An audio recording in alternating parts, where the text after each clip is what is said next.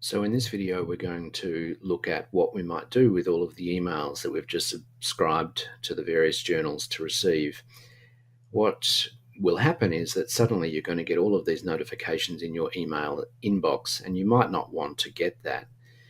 So if you're using Gmail like I am, you can use a filtering system to triage those emails directly to a folder for you to read later at a time when you choose. So you might decide that once a week or once a month you want to look through all of the new publications for articles of interest. You can create a folder like I've done, which is I've called reading. This is a label in the parlance of Gmail.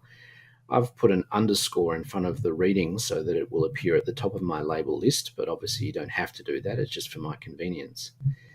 What you want to do to make your emails notifying you of new publications automatically move there is go into one of the emails, click on more up here, and then filter messages like these.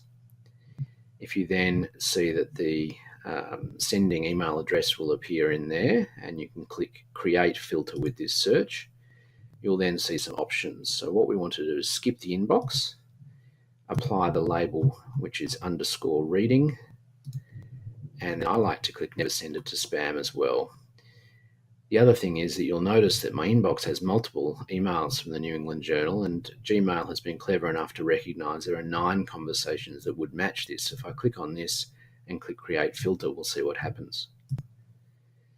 So you'll see that my filter has been created, and suddenly I've got all of my New England Journal articles in my reading folder, and my inbox doesn't have any anymore.